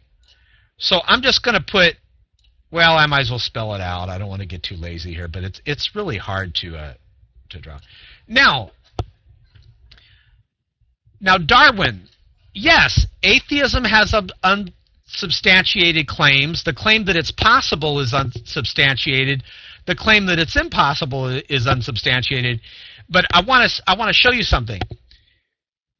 Would you agree with me, Darwin, that the claim it's possible for God to exist contradicts the claim it's impossible? You already agreed earlier, but I want to ask again because I want to show you something. Right. He says, yes, I agree. That means atheism, therefore, contradicts itself. Why? Because the atheists represent Christianity? No, they represent atheism. Atheism is claiming it's possible for God to exist and also impossible. That's what these atheists are making the claim. Christianity claims God exists. Rationally speaking, Christianity, even if you disagree with it, it rationally and logically can be true. Darwin admitted that atheism does contradict itself because both of these people are atheists. They're claiming it's possible, impossible. So atheism is internally inconsistent. Christianity is internally consistent. Okay, but that's not the question. So here's the question for you. Knight, I'm going to use the 666. I know you want me to use 616. But, okay, so here's the question, Darwin. Darwin, we have a house full, it's a big house, Darwin, and inside the house there's 333 atheists like you, and they all claim that it's possible for God to exist. But there's 666 atheists in there. There's 333 also claiming that it's impossible for God to exist. So here's the part, Darwin, if you want a mic on it. What I would like to know, in your opinion, since you've already admitted they both can't be right at the same time because they're contradicting each other, in your opinion, Darwin, which, and I'll get off the mic if you want a mic, but which group in that house of 666 atheists, which group do you think is right? The one saying it's possible for God to exist or the one saying impossible? And if you feel like it, give us your 2 cents why you feel that certain group is right and why you feel the other one was wrong. Now, I know you claim that it's possible for God to exist, but just to get your opinion on it, why do you feel this group on top, the possible ones, why do you feel they're right and the other ones are wrong? All right, go ahead, Darwin, if you want a mic. It's true that a lot of people who call themselves atheists have conflicting beliefs. The group that would be wrong is the group that says it's impossible for God to exist. They're being closed-minded, and they're assuming too much. It is possible for a God to exist. And the reason for that is because, you know, we're surrounded basically by an almost infinite, just practically infinite amount of possibilities. And as we all know, mankind is in a position where he knows only but a fraction of what is. Our knowledge is very incomplete, to say the least. And there's certainly phenomena out there that exist that we don't know about yet. And God could be one of them, as you know, pink unicorns or aliens or anything else you can dream of. Anything else. I mean, the possibilities are seemingly endless. But just because something is possible doesn't mean that it's likely. And it doesn't mean that just because something is possible that it warrants our belief. And so, while it's true that God is possible, among many other things that are possible, he's not the only one. Let's not single out the God hypothesis. While he's possible, there isn't any evidence that's raising his likelihood right now. And we can only have as much confidence in the belief as the evidence warrants. And in complete lack of evidence, the only defensible position is non-belief until evidence warrants movement from that stance. So it's not that I'm unwilling to believe in a God, or that I have some grudge against him, or any sort of nonsense like that. It's simply that I don't have any reason to believe in him. And I'm not going to abandon reason and logic in favor of wishful thinking and in believing things that appeal to me on some personal or emotional level. I guess that's all.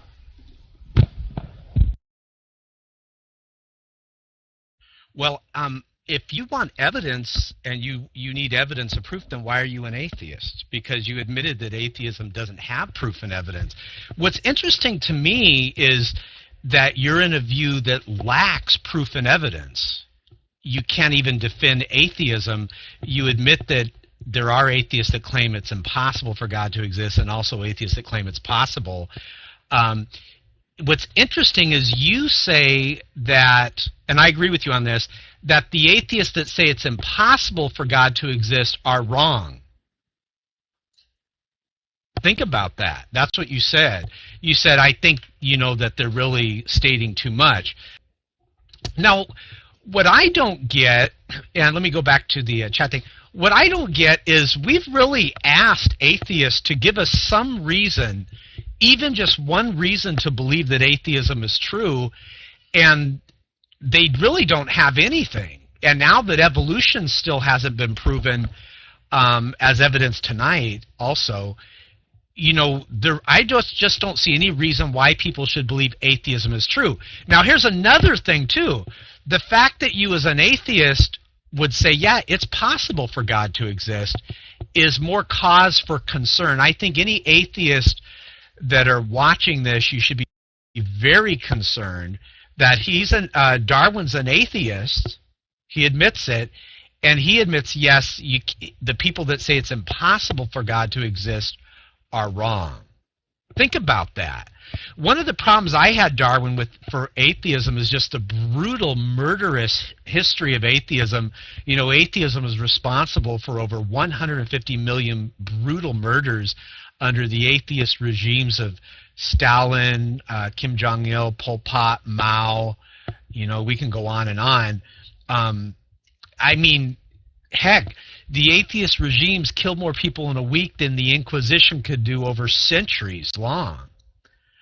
So I just don't see any reason, personally, why someone should be an atheist. I mean, heck, studies show atheists are the least trusted group in society. Studies show that they have the highest suicide rate in the world. It shows that they're depressed. If you go to Wikipedia's page and you go to the atheism page, it says one of the things that is not good about atheism is that it leaves a person with a life that is meaningless and miserable. It actually says that on their page. And now you got Richard Dawkins, who has renounced his atheism. He says he doesn't want to be called an atheist. He's an agnostic. You know, so I just don't see how it's rational to be an atheist at all. Other funny things too? Did you guys see that those atheists were using unholy water to debaptize the road? Oh, I got to tell you guys something funny. You know the Reason Rally? I got to tell you this, and then I'll let you guys talk. You know the Reason Rally, you know how a lot of atheists want to act like they're smart about science, but they're really not? We all know that history shows the majority of the world's greatest scientists throughout history, the majority of them, not all of them, but I'm talking by far the majority, confess to believe in God, the greatest scientists. And it's interesting that the atheists, their science and their rational thinking and reason, it's failed them. Their atheistic, naturalistic worldview. On the Reason Rally, most of them didn't even have umbrellas, and it started pouring rain. They were all sopping wet. Now, don't you think that those atheists, as much as they talk about science, they would have been able to use science to predict the weather? And it was kind of funny how they were all drenched and sopping wet in the rain. And I was thinking, man, for people that talk about science a lot, it kind of, yeah, Micah says, well, you know, shocked evolutionists still believe a guy who rode a horse to work. Yeah, and Micah, you know, Darwin didn't even know, everyone in the room here knows more about the cell than Darwin did. Darwin didn't even know about the complexity of the cell. They thought it was like a glob of goo, you know. Darwin, we really hope that you really wake up and see that. I mean, when you play this video back, my friend, you're going to see that there really is no proof and evidence that evolution is true. You admitted that atheism contradicts itself. I mean, Darwin, look, if you got some atheists saying it's possible for God to exist, and you got others saying it's impossible, and yet they're both atheists, that's an internal inconsistency. This makes atheism null and void. It cannot be true. There's no possible way it could be true. Oh yeah, go ahead, Beetleman. So there's no possible way it can be true. I will concede that there's certain Christians that are more evangelical and they worship God a certain way, and you have different types of ways that Christians worship God, but they all agree that God exists. So Christianity is consistent. But you'd have to agree, Darwin, there's no possible way that atheism can be true when out of the mouths of atheists that represent atheism, by the way, they're not representing Christianity. But the atheists are claiming it's possible for God to exist and impossible. Well, that's irrational. That's irrational. That's what you call madness, guys. It is madness in its purest form. You know, say what you want about Christianity, it is rational and logically coherent because it claims God exists. It doesn't say, well, it's possible and it's also impossible. Any worldview that has that internal contradiction like atheism does, where you got atheists saying possible and impossible, it can't be true. It can't. And this is why most people over the age of 18, they end up leaving atheism. Okay, you wanted to talk, Beetleman? Go ahead, my friend. Sweet. All right. I think the conflict with atheism, honestly, and Darwin, I'm addressing you right now, real quick, Darwin. I wanted to commend you because I think you're one of the last few of a dying breed. Honestly, I think that truly intellectual atheists are a dying breed. I think that most of the true intellectual atheists are either dead or dying, honestly. And it's so refreshing to hear somebody who actually is is reasonable about it, and I think intelligent. So I just wanted to say thank you for that, Darwin. I'm not being sarcastic. I'm being serious. I'm being genuine. Yeah, I always appreciate that. So, and I appreciate coming in here and your willingness to be on the chat, and I think it was a good discussion. I think that the issue with atheism, the whole internal conflict thing, is based on faulty interpretations. Atheism used to be defined as yeah, I agree, Darwin, I agree. And you're welcome here anytime. I think I can speak for just about everybody on here. Says you're welcome here anytime, and we'd love to hear your opinion on stuff, and hopefully you hear ours too, which I think you will, definitely.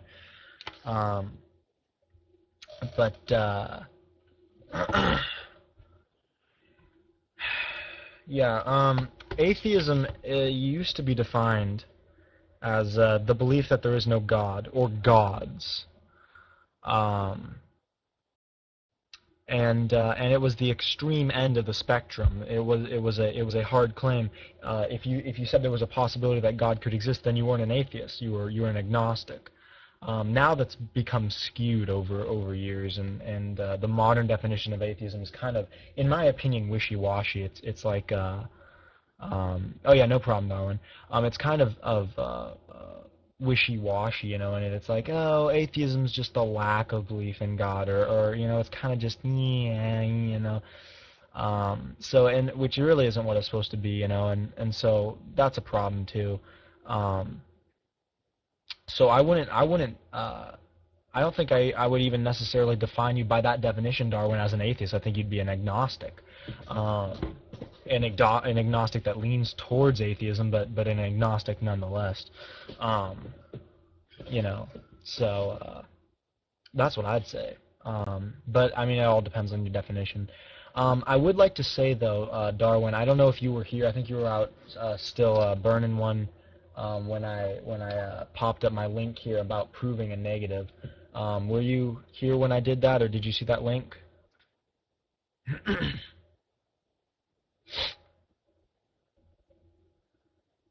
Okay, alright. I will post it again here. Hopefully you can see that. That's about proving a negative logically. Yeah, thank you, Nightmare.